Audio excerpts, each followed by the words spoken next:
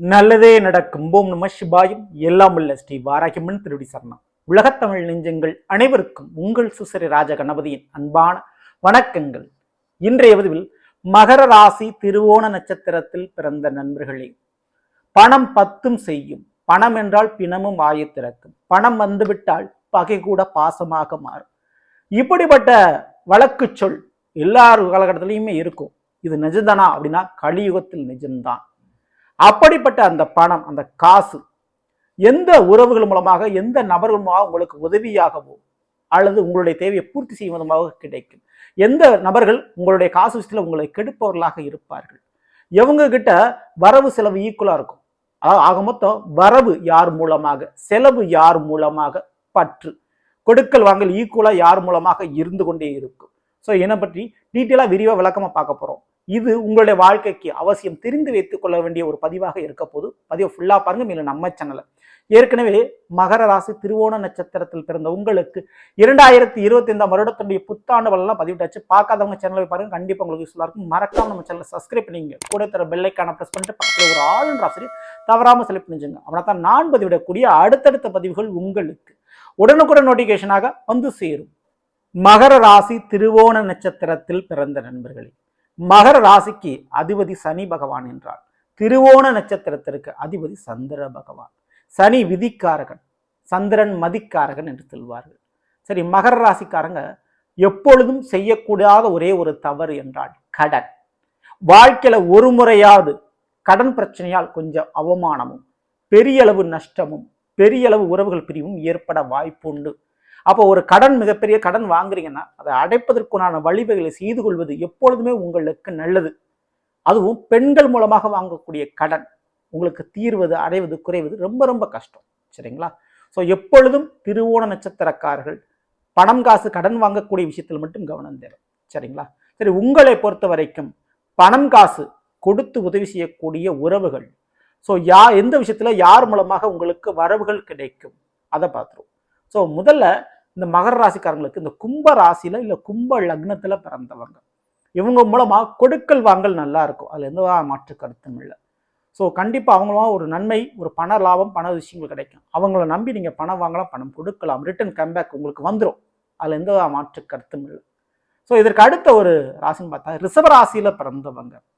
கண்டிப்பாக ரிஷபராசியில் பிறந்தவங்களா உங்களுடைய வாழ்க்கையில் நீங்கள் கொடுத்து உதவினாலும் அவர்களிடம் வாங்கி பெற்றாலும் மிகப்பெரிய நன்மை கிடைக்கும். உங்களிடம் ரிட்டர்ன் எதிர்பார்க்க மாட்டாங்க.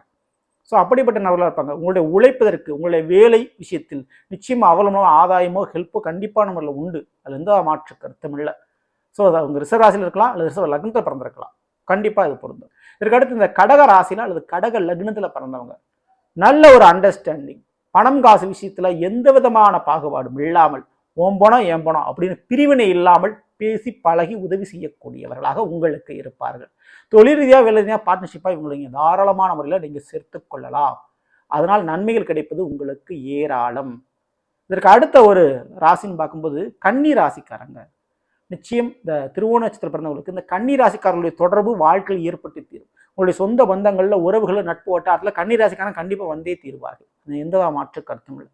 ஸோ அப்படிப்பட்ட இந்த கன்னி ராசிக்காரர்களுடைய தொடர்பு இருந்தால் உங்களை பல தருணத்தில் காப்பாற்றுபவர்களாக இருப்பார்கள். உங்களுக்கு அவர்களே ஒரு தாய் தந்தையர் போல் இருந்து குறிப்பிட்ட தருணத்தில் உங்களை காப்பாற்றி விடுவார்கள்.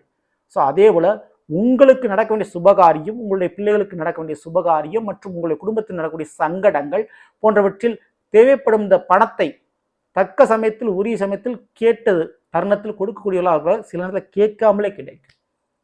ஸோ இந்த ராசிக்காரர்களுடைய தொடர்பு உங்களுடைய வாழ்க்கையில் உங்களுக்கு ஏற்பட்டு விட்டால் நிச்சயம் இவருடைய பழக்க வழக்கத்தை அதிகப்படுத்திக்கிறது உங்களுக்கு ரொம்ப ரொம்ப நல்லது. இது போக துளாராசினரும் நிச்சயமான முறையில் வரும். நேர்முகமான வழியில் அவர்கள் மூலம் உங்களுக்கு பண வர கிடைக்கும். மறைமுகமான வழியிலோ சில இல்லீகல் விஷயத்திலோ அவங்களோட கான்டாக்ட் வச்சுக்கிட்டீங்கன்னா கண்டிப்பாக அந்த வழியில் சப்போர்ட் அவர் மூலம் உங்களுக்கு கிடைக்காது. சரிங்களா? ஸோ இந்த ராசிக்காரர்களுடைய தொடர்பை நீங்கள் விரிவுபடுத்திங்க, அது ரொம்ப ரொம்ப உங்களுக்கு நல்லது. கும்பம் மற்றும் ரிஷப ராசினர் மற்றும் கடக ராசினர், கன்னி மற்றும் துலாம். ஸோ இந்த ராசிக்காரங்களாக நிச்சயம் உங்களுக்கு பண விஷயத்தில் வரவு தான், செலவல்ல. தாராளமான முறையில் இதை எதிர்பார்க்கலாம். இதுக்கடுத்து எந்த ராசிக்காரங்களுமா செலவு அதிகரிச்சுட்டே போகும், கொடுத்த பணம் திருப்ப கிடைக்காது, பண விஷயத்தில் உங்களை கெடுப்பார்கள், உங்களுக்கு அவருடைய பணத்தில் தடுப்பார்கள். அப்படிப்பட்டவர்கள் யார், அதை பற்றி நம்ம தெரிஞ்சுக்குவோம். ஸோ மகர ராசி திருவோண நட்சத்திரத்தை பொறுத்த வரைக்கும் அதில் முதல் ஒரு ராசியாக வரக்கூடியது இந்த மேச ராசியில் பிறந்தவங்க. ஸோ உங்களுக்கு கிடைக்க வேண்டிய சொத்து பங்கு, உங்களுக்கு கிடைக்க வேண்டிய ஷேர், இதில் தடை ஏற்படுத்தலாம் அவர்கள் இருப்பார்கள். அவங்க ஒரு வீடு கட்டுறது, வண்டி வாகனம் வாங்குறது போன்ற விஷயத்துக்கு நீங்கள் பணம் கொடுத்து உதவி செய்யும்போது அது திரும்ப கிடைக்கிறதுக்கு வாய்ப்பு குறைவு, அல்லது அதனால் பிரச்சனை ஏற்பட வாய்ப்பு உண்டு. ஸோ இதற்கு அடுத்த ஒரு ராசின்னு நம்ம பார்க்கும் பொழுது சிம்ம ராசியில் பிறந்தவங்க. இவங்க மூலமாக சில விஷயத்தில் நீங்கள் பிரச்சனைகள் அதிகமானவர்கள் சந்திக்கலாம். பண விஷயத்தில் கொஞ்சம் அவங்ககிட்ட அதிகமான முறையில் கவனம் எச்சரிக்கை உங்களுக்கு தேவை. ஸோ இதற்கு அடுத்த ஒரு ராசின்னு பார்க்கும்போது விருச்சிக ராசிக்காரங்க.